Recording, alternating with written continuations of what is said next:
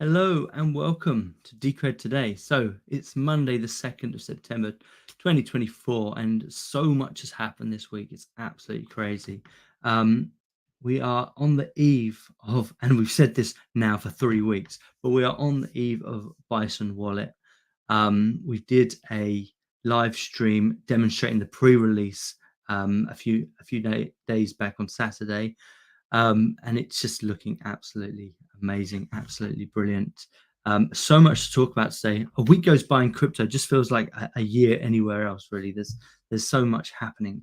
Before we go any further, though, let's run a little animation I've been working on this week called Decredit is Building. It's quite interesting. It's got a couple of voices in there from past names in the space, people that I admire greatly. So let's have a look. People want to be free to transact and do business worldwide. And that is a force that I think is going to sweep the globe. We are now at the very beginning of that, and I honestly don't think there's a stopping it. Everyone who goes to the major exchange platforms is still going to have to give up all kinds of personal information to these entities, which effectively means that exchanges are almost like the new banks.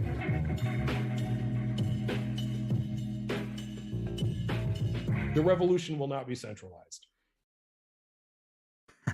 Fantastic.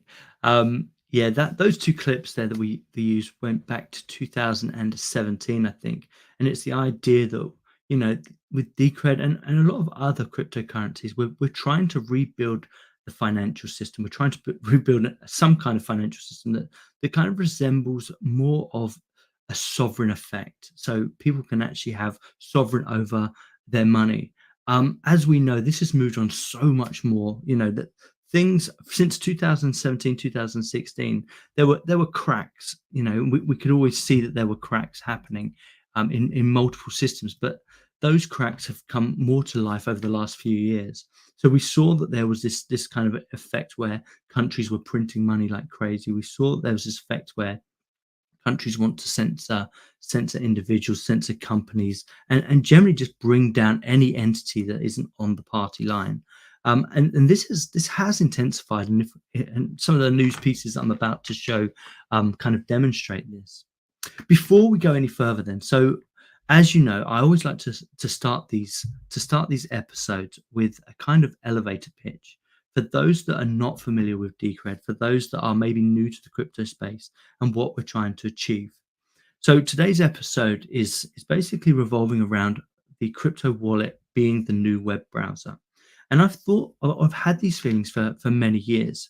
Now, it may not be completely obvious, especially if the wallets that your projects are building out are custodial wallets, or they are kind of light wallets that actually run through infrastructure controlled by other people. But for those people building out full node wallets or SPV wallets, which are very much controlled by the individual, and the individual actually looks at every single transaction and verifies everything that's going into their kind of ecosystem, or into their wallet.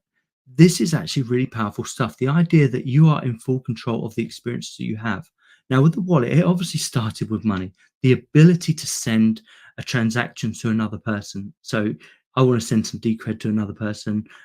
I can just instantly do that. I don't have to ask permission, and I can just do it very, very simply. This has evolved, as we've seen problems coming up with censorship in just our communications. We started saying, hey, would the wallet be useful as an email client? Email is massively broken at this point. I send an email and all of a sudden it's kind of being tagged in with other things. I start to get lots of spam about other things. And it's the same with kind of social media chats. I post stuff, or I talk around my phone, and other stuff starts to happen. So there's use cases now where communications are starting to come into the wallet. There's even use cases, and I was talking to some of the Digibyte guys. I can see Jason is in the chat here. So hi, Jason. Glad you like the animation. Yeah. Talking to some of the Digibyte guys about maybe, they've got Digi assets and Pharaoh have got their Pharaoh assets, about maybe bringing those assets directly into a wallet, rather than having a website. The idea that websites actually might be the past now, and wallets kind of take the center stage. So my thought here is sovereignty, building a wallet out that people control, They don't have to ask permission for, and that is very much the way that Decred is building this stuff. So rant over. Let's have a look at the Block Explorer. Let's see if there's anything new happening over there. So last week, I think we almost got up to $3,500 per ticket. That started to come down now, so we're at about 3,000 tickets. And the actual price at Decred has come down ever so slightly from 270 Decred. But we're still in that 3,000 range. So it's still really cheap to get a ticket, which is absolutely great. At these current prices, which by today's exchange rate is $11. Earlier today and into yesterday, this actually went down as low as $10.30. So still, oh, can't see it because my face is in the way. 2 seconds. There we go. So still early days, still a great time to try this stuff out for very, very cheap money, which is great. Remember, this isn't financial advice. So, you know, do your own research and all the rest of it. It's just some guy talking about this stuff who has a massive, massive passion for trying to be decentralized, trying to be peer-to-peer. We're still very much high up there in the terms of how much DCR is being staked. So remember that Decred is a 21 million max supply coin. 10 million of that is staked for up to 144 days. We've almost got 1 million in the treasury now, which is absolutely fantastic. So yeah, all is going in the right direction, even if the price isn't quite there with us yet. So, you know, I do expect to see this going into 2025, going to 2026. You know, there will be some massive, massive reversals here. The future is crazy bright for anyone that's paying attention. There is a treasury spend out this week. So if you go into the mempool and you see where the treasury spend is, remember that Decred's treasury is completely peer-to-peer, completely decentralized. So the stakeholders get to vote on whether to approve spends. So if you click on the transaction, currently it's up for vote. So the stakeholders are currently voting on whether to approve this. It's 4,000 Decred have been spent this month for approximately $48,000. Current votes for yes are 74%.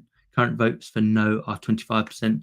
And we've got a turnout of 25%, which is crazy low. And even if you are not involved in having money sent to you, you know, you should be participating in this if you feel that this is worthwhile. So it'd be nice to see this percentage go up in the future, but it's still undergoing. So it looks like we've got another 7 days to vote. So by the time we go live next week, we'll probably see that clear.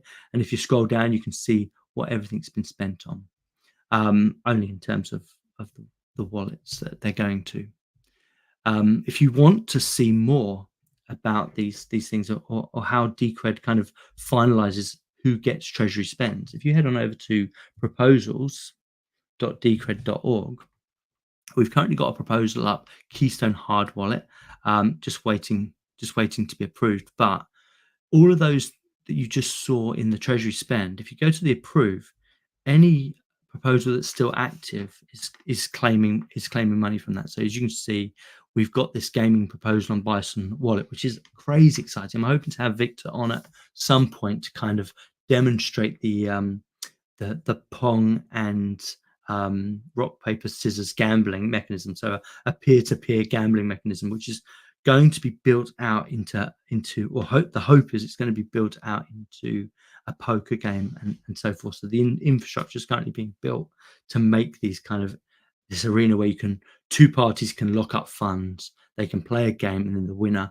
gets that payout, which is crazy exciting in my eyes. Along with that, there's also a plug-in system that's kind of being built out for Bison Relay.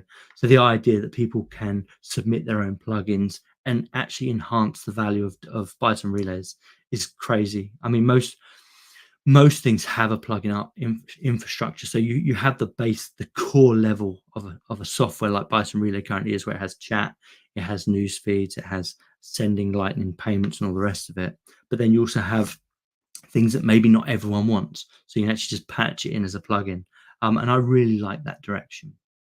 There's a couple of plugins that I'm hoping for, one being Pretty Links. So when you see a news feed, rather than just seeing the link, you can actually see the preview of it without having to spend any extra LN to kind of see that. So still less than 1 atom. The Humming Bot proposal, this has actually been paid out now. We're just waiting for the USDC price to get above $17 again, and then that will activate.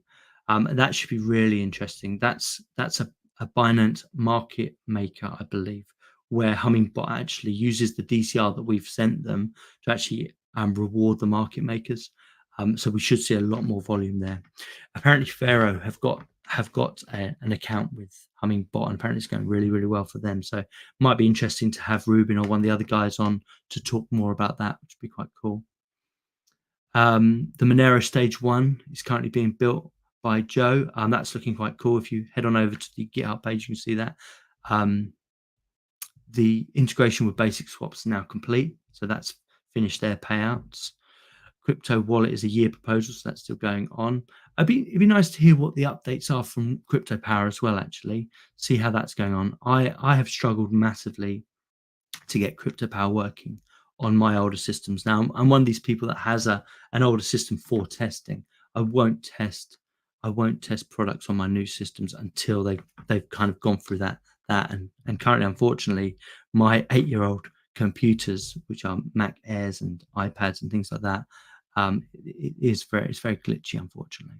So hopefully, I'll see if we can get Kennedy on to talk about that and see about how that's going. But there's some really interesting stuff happening there, so should be interesting. And there's a whole bunch of other stuff. But if you're interested in this, you can come in. You can actually look at how the proposal went. If you're also interested in seeing rejected proposals, you can also come over to here and you can see how the vote went and read all the comments and things like that. And if you're interested in putting your own proposal up, you can sign up, but this whole infrastructure is actually moving to Bison Relay in the coming months. So at the moment, we've moved over the payment system, which is CMS, which is the contractor payment system. That is now fully inside of Bison Relay. It's moving away from the web infrastructure, which actually brings more the point of what you can do with a crypto wallet. Is literally all this infrastructure you're seeing is currently being moved over to Bison Relay. You saw that we're building games on Bison Relay, and Bison Relay is just essentially an on-chain and a layer 2 wallet. It's absolutely crazy impressive what can be done, and we're just touching the surface of how this is going to go, which is going to be absolutely amazing. Let's look at the news. Let's see what's going on. So my first thing is Kamala Harris or one of her advisors has confirmed a plan to tax unrealized gains. What an absolute mess. All I can say, taxing unrealized gains is just, I don't know. Honestly, this is why we self-custody all of our funds. This is why crypto exists. Unrealized gains don't even exist in crypto, because if you are self-custodying your funds, they don't exist, full stop. And the idea that someone can take funds for something that hasn't been realized is absolutely crazy. One thing that was said, though, is if they become realized losses, how will they repay that money? So say, for instance, if you tax them 1 million for unrealized gains, but when they finally cash out those coins like Bitcoin or whatever in the ETFs that are going on, and they cash out and they lose, I don't know, 2 million or whatever, how will they pay back the 1 million? Will they have to pay back the extra million? I don't know. I don't actually know how that works, but it seems like an absolute taxing nonsense to me. When I do my accounts every year, it's very, very simple to do it, as anything that I've cashed out is basically a taxable event. And I'm absolutely fine with that. But yeah, unrealized gains it's what a nonsense. But yeah, if you've got any thoughts on that, I'd love to hear your views on that. If anyone wants to come on and tell me that that's a good thing, I'd love to hear your views on that. What else we got? This was interesting. So the SEC has filed a Wales notice with OpenSea. So for those not familiar, OpenSea is an NFT platform that allows people to sell NFTs backwards and forwards, or publish their NFTs there and allows them to sell them. I'm not sure if you can mint there or not, but basically they act as a man in the middle. So they take fees. And I think I said this in the last episode of Decred Today, is all of these models that have these centralized middlemen, are coming under fire, because you're effectively putting yourself in the line of fire by taking fees. So the crypto model of man in the middle, in my opinion, is coming to an end. You know, we've seen this over the last month with prosecutions or arrests of prominent people, including people that run privacy mixing services, people that run Telegram, which presumably was obviously earning a lot of money from that, and they've come under scrutiny because they wouldn't hand over users' data. So it's slightly different in their case because they are holding on to, they're being the man in the middle with information in that response. And this, the OpenSea, which is holding money, man in the middle, are kind of getting funds for every trade that actually happens. And this is what we're trying to avoid. We're trying to avoid this man in the middle situation. It's like when you use Bison Relay and you are communicating, hopefully I'll be communicating with Jason in just a moment. You know, that's peer to peer. There is a relay bot there, but that doesn't hold any of the information. It doesn't see any of the information. And as soon as I collect Jason's message or Jason collects my message, it doesn't hold it anymore. You know, it doesn't see the message. It's completely encrypted. You know, it's not acting like some kind of spy in the middle, which you know, we've heard these rumors about a lot of these platforms that basically can look at your DMs and they can look at all your personal and private messages and things like that. Whereas Bison really doesn't act that way. And that's what we're trying to remove. And it's no different when we set up, when Victor sets up the gambling platform on Bison Relay, he's not setting himself up in the middle. You know, the locked contract that will happen there will basically say, okay, lock these funds. Person A locks a fund. Person B locks a fund. Person A won. Person A gets the fund. End of story. Unlock contract. Boom. You know, there's no man in the middle there. The actual relayer is not holding those funds. It's monitoring the contract. And it's the same with Bison Wallet. You know, you can make a trade with somebody else, USDC to Decred or whatever, and all the server is doing is basically relaying the messages so that you can actually respond to the message at exactly the right time. To make them even more harder, though, we are moving both of those services. Well, the first one will be Bison Wallet is moving to Tatanka mesh network. So, you know, you'll have a mesh of servers relaying those messages. And once again, they're not holding funds, you know, and neither is the relay service on Bison Relay. They're not holding funds. They're literally just communicating all of these things, which is crazy impressive. So final thought on this OpenSea thing is that model, that business model in crypto, unless you're going to jump through all the hoops of regulation and you're going to jump through all the hoops of kind of submission and, you know, and when they want to change their mind, they can just sue you. You know, that model is pretty much dead in my eyes. You know, that model is dead, and we need to move to this building services that remove that middleman. And that's what Decred's aiming to do. What else we got here? This was a great episode. This guy is passionate. Master, who is a DGB, he does a live stream every Wednesday. And this guy's passionate about DGB, and I love to see that passion. And they had a really interesting conversation. Like I said, I put a little note here about why can't we have Digi assets in a web browser? Sorry, why do we have to have a web browser? Why can't we do it in the directly in the wallet, in the peer-to-peer wallet? I don't think anyone's responded to that yet, but hopefully they will. Hopefully we'll have some of the DGB guys on and we can talk more about that. And really and truly, the only reason I bring that up is because I would like to see wallet providers on DGB turn up at Bison Wallet and build this stuff. One of the things that Bison Wallet is trying to do is if they list a coin, or if a coin appears on Bison Wallet, they want to have all the extra functionality. So, for instance, DigiByte has got these Digi assets, which people have created artwork and they can sell their artwork and they can hold on to the royalty, as I understand it. Hopefully I'm getting this right, but they can hold on to the royalty. So as that artwork keeps moving about, keeps getting resold, they can actually get a royalty for every time it's sold, which I think is absolutely amazing. It sounds super fascinating.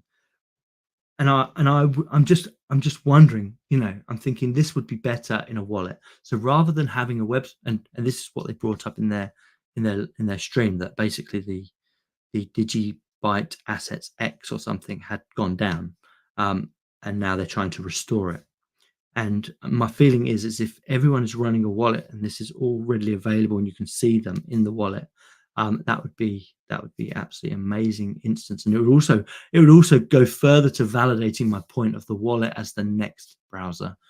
You know, you hold the things that you have you have value over. So if you're an owner of a crap load of NFTs, you're gonna maintain that wallet. You're gonna make sure that you are there to sell them or buy more or whatever.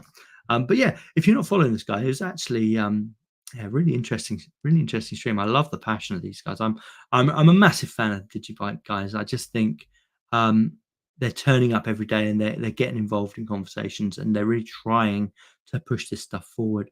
And I'd love to see some of their devs in the Bison Wallet channels over on Matrix to talk about how we can improve their integration. You know, one thought that I was having is about maybe putting a Digibyte fund together to actually fund more development, so we can have this stuff happen. But what that would also do, it would add liquidity to their listing as well. So it's twofold. You get a better wallet, a one-click wallet, which they don't have at the moment. It's quite a palaver to get it working. But you'd have a one-click wallet and you'd have instant liquidity, which would be absolutely amazing. If you're interested in this stuff, obviously give me a shout. Right, next one. What we got? Breaking news. Mark Zuckerberg admits that he was working with the Biden administration to censor Americans on Facebook. Surprise, surprise, you're a scumbag. Yeah,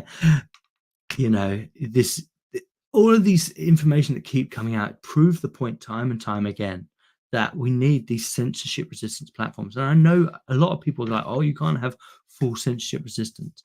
But look at the, if you don't want to see the rubbish that comes up, or if you want to report the rubbish, you can still use the authorities and you can still go through that. But the fact is that has to be a dialogue rather than this covert nonsense that's going on at the minute where people can just, let's find out what this private chat's happening. Let's find out, let's use what's their I forget what their messaging app's called. Oh God, I'm rubbish for that stuff. But let's use their messaging app and let's have a look at what this particular group's talking about. And it's absolutely nonsense, and I think it's censorship gone mad. And normal people, if they see something they don't like, that they see something that is wrong for society, they're going to report it. You're going to have that dialogue, and that's probably the way it should be, rather than this covert nature of always trying to front run people. It does build distrust, and I mean, this guy time and time again has proven, that he's not good. Anyway, moving on. Breaking: cryptocurrency exchange Binance has seized all Palestinian assets at Israel's request. Well, I can't read this, so I can't validate if that's true. But once again, it comes to the forefront of why are we building Bison Wallet?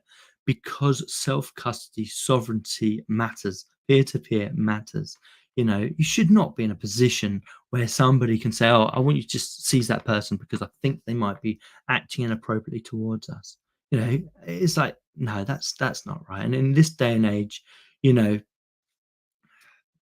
yeah, it puts us all under scrutiny. There was a thing about CBDCs where they were building up, I think it was the Chinese one, where they were building up a contract where you get given money from the state, but you had to spend it in a certain amount of time. You weren't allowed to accumulate. So the lock contract basically says if you haven't spent it by this time, it gets removed from your account.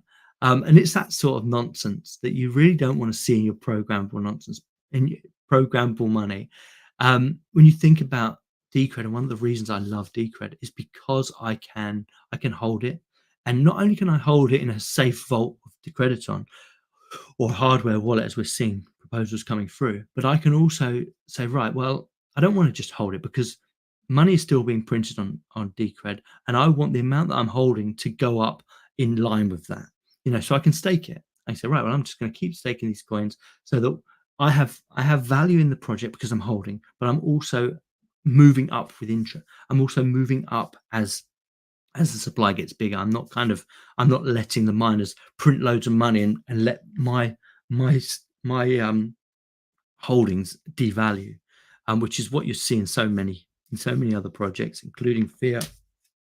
And I really like that. I like that case that I can hold, I can stake, and I can vote. I'm a coin holder on Decred, and I can vote if I don't want to see something, if I don't want to if I don't want a proposal, if I don't want a consensus to pass, or if I do want them to pass, I get to vote on that. It's never a us versus them situation. It's kind of like, you know what, stakeholders, let's have this dialogue, but ultimately let's vote on whether we want it or not.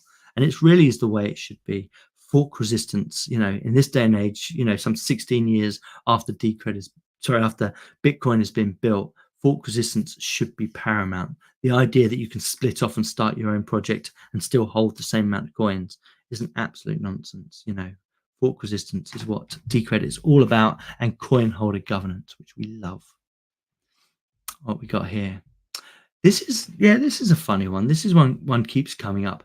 And I'm not really sure of its value, really. So this guy says here, what's a good non-custodial wallet for Android? And then Joel, who I respect immensely, and hopefully we're going to have him on the show very soon, has basically said none can be fully non-custodial, but Phoenix is the best.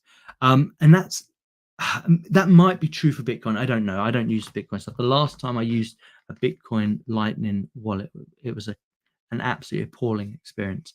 And frankly, it did leave a pretty sour taste in my mouth. But as you know, I'm Decred, and in Decred we have Bison Relay, and Bison Relay is fully non-custodial. You know, at no point does anybody else hold your coins. It's not, you know, oh, just hold my coin so I can use the Lightning Network. None of that happens. You set up your own channels, as you can see here. So I've basically look, these are the channels I've got set up. I've set them up. I can close them. And what happens on Lightning Network is it's a two-way street. So when I close a channel, it triggers an event, but that event doesn't finish until the other holder of that channel also comes online. So the minute they come online, both states become real, become the latest, and then it closes. So it does take both parties to close that channel. One argument that I see quite frequently is, oh, but you've got to be online all the time. That is the best way of running Lightning Network. No ifs, no buts. Being online all the time is the best way, especially if you've got open channels. However, it's if you are a small user and you just literally you're not a merchant, you just, oh, I just want to tip this person, or I want to buy this one thing, and that kind of finishes that transaction. So your state is up to the latest. Closing it down is not a problem. The people that really need to be online most of the time are merchants. And Bison Relay is making that easier. We do have an Android app, and the Android app runs in the background. They're sorting out some battery issues at the minute to make it less kind of hungry, if you like. But it does run in the background, which basically means that you can keep your node on constantly just by using a mobile phone. And because Bison Relay is an SPV wallet, it's incredibly lightweight. The SPV node is something like less than 200 megabytes. You know, after using Bison Relay for well over a year, you know, I'm still probably under 1 gigabyte. It's really small, and I use it all the time. And when I clear out my messages, that would obviously go back down. So there are two instances. Yes, it is best if you're using a Lightning Network, you've got open channels, it is best to have them on all the time, but you don't have to have them on all the time unless you are a frequent user. So if you are somebody like a merchant, yeah, you probably want to look at solutions that allow you to be online all the time, and that's what the Android wallet will allow you to do. My suspicions going forward, there will be other mechanisms. Remember, this stuff is still crazy early. The Lightning Network is still in its infancy, really. We're still trying to work a lot of this stuff out. But I do think it's a fallacy to say that you can't do it non-custodial. You know, and Bison Relay does prove that pretty much. You know, although there could be improvements, you know, it's still non-custodial, whichever way you look at it. Last one, then. I think there was one more bit of news here. 50% of the money raised in the markets this year has been down to crypto. I thought that was quite interesting. And then finally, in terms of news, Brazil officially suspends X. What a nonsense. You know, they are going through the process of giving penalties per day for anybody that uses X in Brazil. Now, in my opinion, this guy is going to be between a rock and a hard place trying to enforce that. I mean, it'll be interesting. And I don't think it was their president, as far as I know. Lula is still using Twitter from what I've seen. I'm not sure who this is at this suspension has come from, but it's not their president. So yeah, that's going to be I don't know. Um, Interesting, very very interesting. And then Dash is obviously releasing their Evo node, which is their layer 2 platform, and they've now got a block explorer for that. And hopefully, when we get Joe on the show, we can talk more about that, which would be quite cool. I think that's pretty much it for in terms of news. So, shall we have a look and do some Bison Relay stuff and see if anyone's turned up over there? Remember, if you are posting comments on Bison Relay, I am going to give you a tip, just to show you how the Lightning Network is working. And for anyone that is curious about Bison Relay and wants to be onboarded, give me a shout. I'd love to see you. Oh no comments. Bison Relay's empty. I might just hold on, but that's a real shame. Just make sure my channels are still active. It looks like we've got 5 people viewing live. So if there's any issues, if you guys are viewing this and you've posted a comment, let me know, because I am not currently seeing them.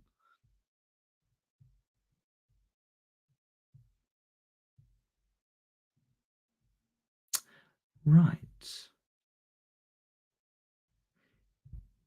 It is a bit quiet at the moment. Like I said, we're just coming off the summer break. I am hoping to have weekly guests going forward so that we can kind of really spruce this up and we can start talking about using crypto for its real purpose, for making crypto even better, and getting these wallets out there. Okay, well, I'll come back to that in a minute. I've also spun up Bison Wallet. We are hoping, and I mean, we are the big hope. We are hoping, quick drink. Oh, it's gone visible. We are hoping that Bison Wallet will be available tomorrow. That is the hope. We will see. Oh, Jose from Digibytes just commented, I'm in the process of setting up a Bison Relay and was wanting to know if I can get an invite. Yes, you can. I tell you what I'd do. I won't do it now because that might should I just do it now? Ooh. Now, are you on Twitter, Jose? Because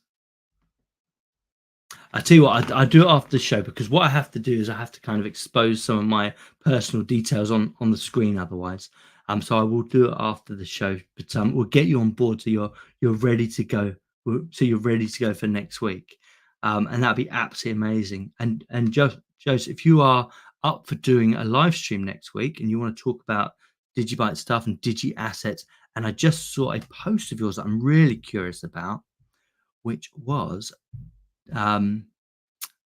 going down the taproot rabbit hole, which I'd love to talk more about. I would love to talk more about Taproot with you. I absolutely do not have a clue what Taproot is, and I would love to find out more about what it can do.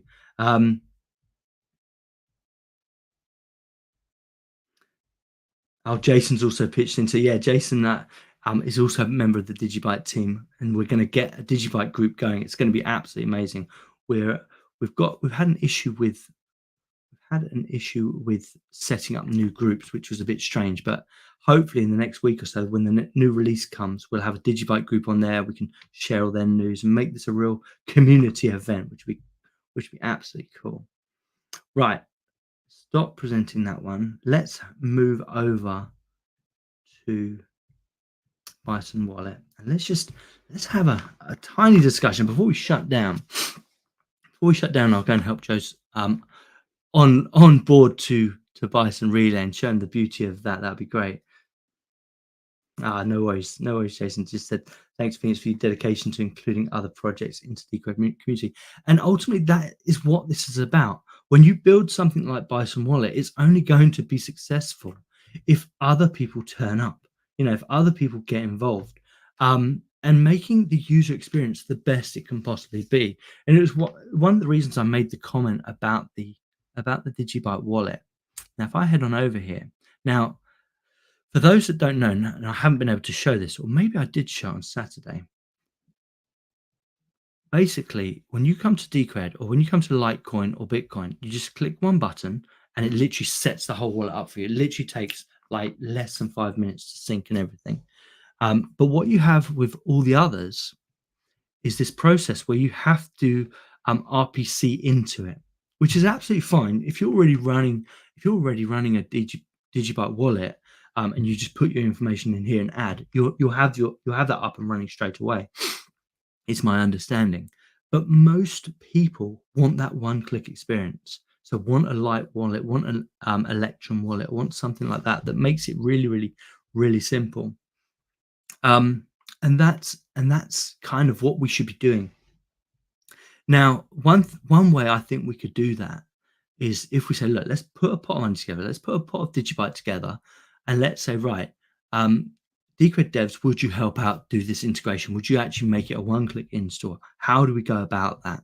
And that way, then we can start saying, right, let's add more of Digibyte's assets. If they're working on something, let's just get it all chucked into here. And I know you guys have got some great Digibyte community. Have got some great developers, Renzo being one, which I'm sure it probably wouldn't take him very long to work this stuff out and actually to integrate this straight away. And it as far as I can see, it would just intensify this process massively and allow you to be part of the conversation even more. And it's a big deal. Another approach, if I go down to the Bitcoin Cash wallet now, excuse me, Bitcoin Cash, they had an SPV wallet, but it wasn't maintained. And because it wasn't maintained, their one-click install has basically disappeared now. As has their Electrum. Oh, I thought they had an Electrum wallet, but that's gone as well, which is an absolute travesty. You think Bitcoin Cash is still in the top 100 and they can't even get SPV to work, which, what a nonsense. Let's try and find one that does have an Electrum wallet. I think Dash does. No, maybe I'm wrong. Dash definitely has an Electrum wallet. Oh, here you go. So Ferro has the Electrum wallet. So you have the external wallet, but you also have the light client Electrum wallet. So presumably, if you're running this, you just RPC into it, press add, and you can literally have your coins trading. That's absolutely fine. Like I say, personally, it's that one-click experience that I want to see. And in terms of the end user, I think that's what we've got to aim for. And it might take a bit of time, but this is huge, and the more we can make it user friendly, the better it's going to be. And the fact that you can basically do free trades with USDC and USDT is incredible. And the more of those markets you build up, you're basically making your own price realization, which is great. Let's just see what's happening. I doubt anything's happening still because we are 1 day away from release. We are hoping to do another live stream on Sunday. As long as it gets released tomorrow, we'll do a live stream on Sunday demonstrating it again, and we're giving prizes away. So if you guys want to participate and you want to add some liquidity, we're going to be giving prizes away. We're going to be giving away fidelity bonds, so prepaid fidelity bonds, so that anyone that wants to try this, it won't cost you a cent. You just ask us for a prepaid fidelity bond. We're going to get that going. Next Monday, I'll also do the same again. So we'll get some fidelity bonds. At the moment, the fidelity bond is 0.1 Decred, but with the prepaid, you'll get that. And as long as you are fulfilling the trades, you won't. That will keep running for a long, long time.